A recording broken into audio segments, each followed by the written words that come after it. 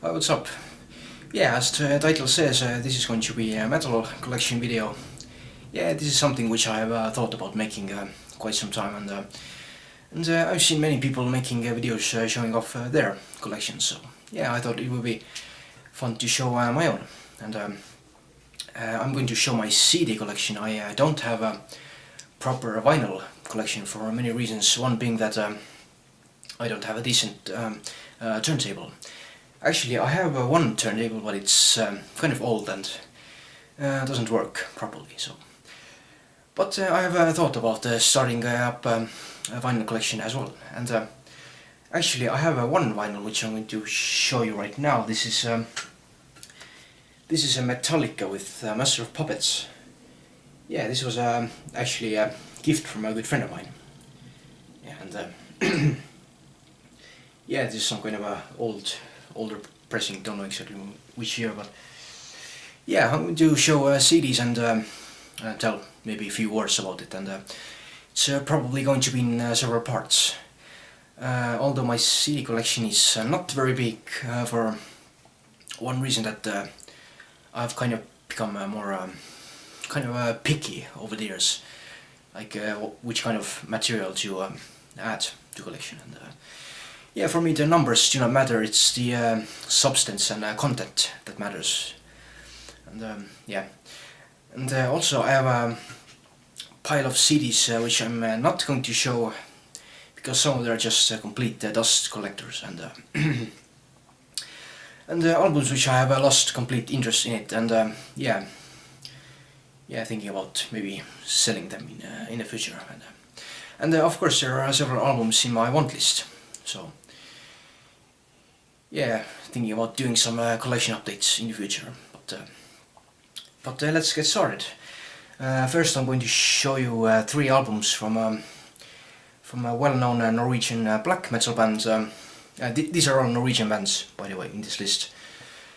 This is Immortal, and all of these are from what could be considered as kind of their later period with Abbath on guitars, and where they started to incorporate more kind of thrash metal influences. Yeah, this is Damned in Black from 2000. Yeah, to me it seems to be kind of an underrated album in a way. A lot of people consider it as one of their weakest, but well, it may not be their best, but I still think it's pretty solid album with a lot of catchy and memorable riffs. And yeah, My Dimension is a great song, and Against the Tide, and yeah, title track of course. So yeah, I think it's still a very good album. And yeah, if you can see it, I also have a flag over there with Damned in Black artwork. Yeah, follow up to that is Sons of Northern Darkness. Yeah, probably my favorite album by Immortal.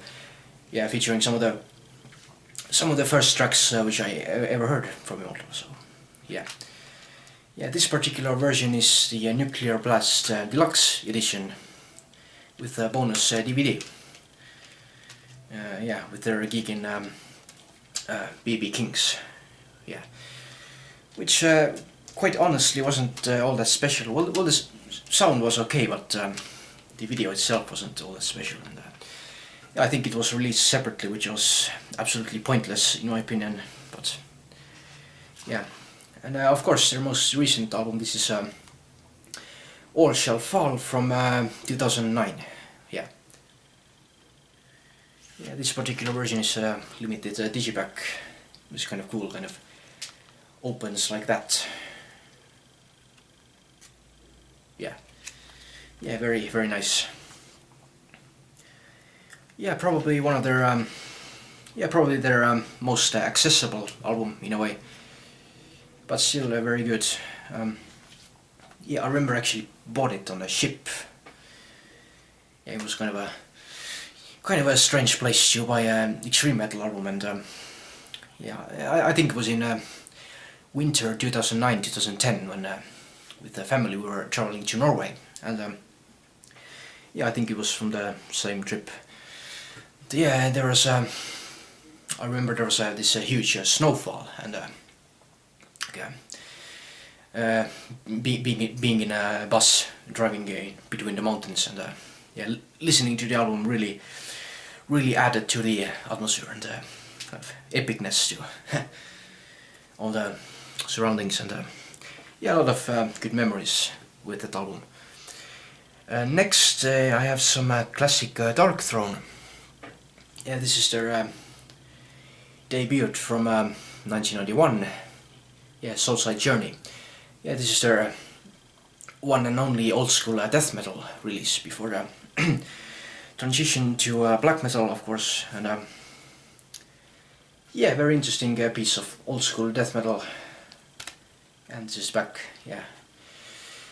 Yeah, as you can see, they were very young at the time, but very creative, which was true to many bands from that era. And of course, a classic Norwegian black metal album. This is Blaze in the Northern Sky. Yeah, I think my favorite black metal album by Darkthrone. Yeah. Yeah. And yeah, I know this wasn't exactly the purest form of black metal. They kind of had traces of the previous death metal style, but I think this kind of adds to the kind of a diversity, and yeah, it's still kind of a straightforward album, but it still has a lot of variety as well. So yeah, for some reason I've always kind of preferred this over Under a Funeral Moon or Transylvanian Hunger for some reason. Oh yeah.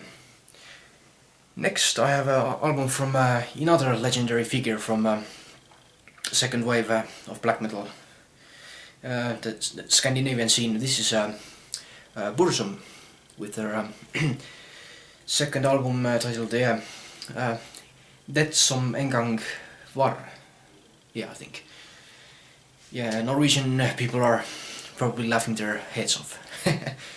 I'm not Norwegian, so yeah.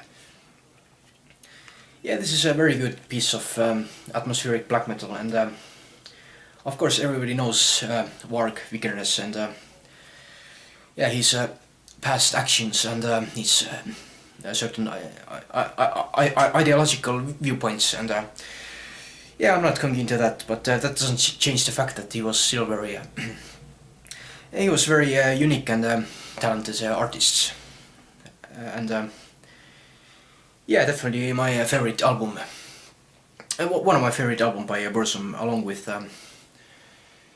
yeah, I guess yeah, that which came after that was yeah, the If the Light Takes Us album. Yeah. Yeah, a lot of people claim that Burzum albums sound like shit, but this one is actually pretty. This actually sounds pretty decent. Well, it's not amazingly produced, but it still has pretty decent production, I think. So yeah. Next I have here is album from Carpathian Forest. Yeah, this is their 1998 debut, Black Shining Leather. Yeah, very good album, very unique, interesting black metal, and yeah, definitely. Yeah, Lunar Nights is probably my favorite song on the album, and yeah, the instrumental track Lupus is very really grim and dark and haunting. Yeah, this is the Digipack version, which also features a cover song, A Forest, by The Cure. Yeah, it was a very interesting kind of venturing out from the kind of venturing beyond the borders of black metal genre, which was pretty nice. Next we have album by Keep of Kalesin. This is Armada. I wouldn't say I'm like the biggest fan of Keep of Kalesin, but this is a very good stuff. yeah, Vengeance Rising is a very good song, and yeah, definitely worth to check out. Next we have two Gorgoroth albums. Yeah, this is 1996. This is Gorgoroth with Antichrist. Yeah. Yeah, my favorite Gorgoroth album, composed by Infernus. Yeah. Yeah, this is also by the First Press, Malicious Records, by the way. Yeah, pretty cool, and yeah, the sin of Satan is the sign of Gorgoroth. Yeah, very nice. Yeah, true Norwegian black metal. Next is probably, I think, in my opinion, the best Gorgoroth album, but this opinion is going to differ a lot from the majority's opinion. This is Gorgoroth with Ad Majorem Satanas Gloriam.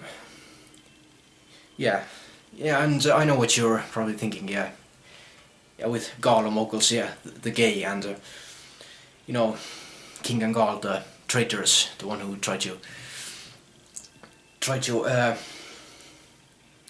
steal the name of Gorgoroth from Infernus, and yeah, all this drama which they had some years back. Yeah, with kind of you know, Gorgoroth splitting in two, and yeah, but I don't really care about that. I still think it's a very good album. Yeah, you know, King and Garl. You know, I don't really care what they are in kind of in their personal lives, but I still give them credit for making great songs. So yeah, this is also the special digipack version with also the video Carving a Giant. Yeah, although nice digipack, although this kind of demonstrates why I'm not really the biggest fan of digipacks. Yeah, as you get, they kind of get fucked on the corners and stuff like that, and yeah, and also both of these albums, I think, atmosphere-wise, kind of live most up to the band's name, Gorgoroth, which yeah, if you know what it really means, yeah, from the Lord of the Rings and stuff like that. And yeah, moving on. Here I have a debut album from band Ulver. Yeah, another album from the 90s era. Yeah, Ulver is also yeah, they're a kind of band who have kind of changed their style many times in their career, and this is from their early black metal days. Yeah, this is yeah, Bergtatt, I believe. Yeah, the fairy tale in 5 chapters. Yeah, I think this was based on some kind of a Norwegian fairy tale. I think when about a girl who got stuck in a mountain, and yeah, stuff like that. Yeah, very interesting, unique, kind of a folky stuff. Yeah, track 4 is kind of a good track to listen to right before going to sleep, I think. Yeah, kind of calms you down with you know, with the acoustic guitars, and you know, very kind of a calm atmosphere, and yeah. Next I have this is actually one of the first releases from band Enslaved. This is Hordan's Land. Yeah, this is their EP from the 1993. You know, the period where they kind of yeah, kind of had more kind of more a minimalistic approach and more lengthier songs. But it's still very kind of unique stuff with also kind of a nice obscure atmosphere. So yeah. Next I have here is I think one of my favorite favorite bands from the second wave of Norwegian black metal movement. This is Emperor with In the Night Side Eclipse. Yeah, legendary album in many ways. Yeah, definitely one of the so-called kind of must-known albums if you consider yourself to be into black metal. yeah, just yeah, great songs, great atmosphere, a lot of magical moments, just throughout the record, and yeah, it's amazing to think that they were like only like 17, 18 years old when they recorded it, but the songwriting actually sounds very mature. So yeah, you wouldn't think that they were that young when they recorded it, and yeah, this particular version is the Candlelight reissue. It also has two cover tracks. This is one from Bathory and one from Merciful Fate. The A Fine Day to Die and Gypsy. Yeah. So yeah. Here we have one more release by Emperor. This is EP from 1997. This is Reverence. Yeah, this is, I think, some kind of a taster for their Anthems to the Walking and Dusk album. Yeah, featuring one of the tracks on that album, the Loss and Curse of Reverence. Yeah. Also one kind of older, kind of more advanced version of an older song, In Longing Spirit. It's very good, and also an instrumental version of Innoa Satana. So yeah, it's very nice kind of EP. Very interesting, creative songwriting as well. I think it's it seems to be kind of out of print, but I'm not sure it's maybe that difficult to find. I think it's still available in some places. So yeah. Next I have here is another album that's kind of a must-own for a black metal collection. This is Mayhem with the Mysterious Storm Satanas. Yeah, I mean, legendary album in all ways. Yeah, featuring the lines of both victim and the murderer. Yeah, if you know the story about, of course, the Warwick Vikernes and Euronymous. Yeah, the event that made that black metal scene so notorious. So yeah, the Mysterious Storm Satanas, definitely absolutely legendary album, not only music wise, but also all these things, all the circumstances around it. So yeah. Next I have one album by this is a kind of a newer, kind of a later Norwegian band. This is Tak. This is their second album. This is with a Norwegian title. This is Björgvin, or yeah, something like that.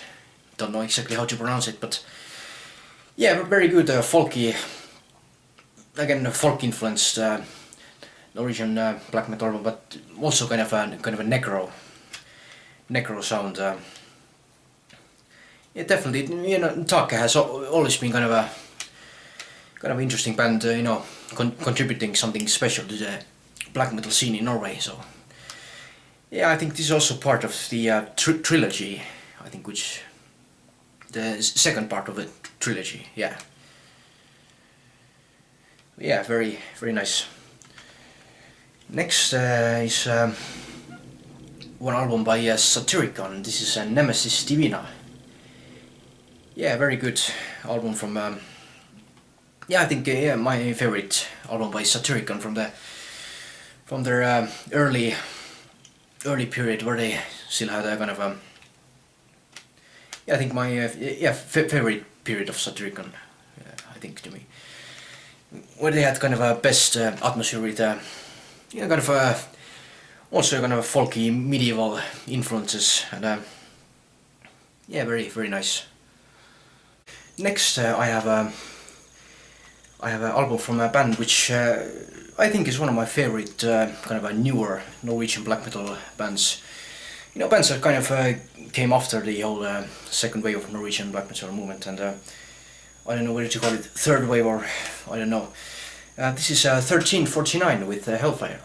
Really great stuff, and I know a lot of people kind of consider it as some kind of a pointless, mindless blast fest. But despite being extreme and brutal and in your face, I think it's still very good. It has very good songs. Structure wise, and it still manages to create very good atmosphere. And I think this album kicks ass definitely. And Frost's drumming is of course something special. And I wouldn't consider him as maybe the fastest drummer in the black metal scene, but definitely one of the most intense drummers with a lot of power, and a lot of power when it comes to drum sound. And last, I'm going to show you a couple of albums from a band which I haven't listened to that much in recent times, but they're still kind of a special band to me because they're kind of what could be considered as some kind of a gateway band in a way for me to get into extreme metal, and that band is Dimmu Borgir. Yeah, this is their 1997 album. This is Enthroned Darkness Triumphant. Yeah, Dimmu Borgir. Yeah, probably one of the, I think the most known band from Norway. Yeah, symphonic black metal. There's one. This is puritanical euphoric misanthropia. Yeah, it still has the price tag on it. Yeah. Death Cult Armageddon.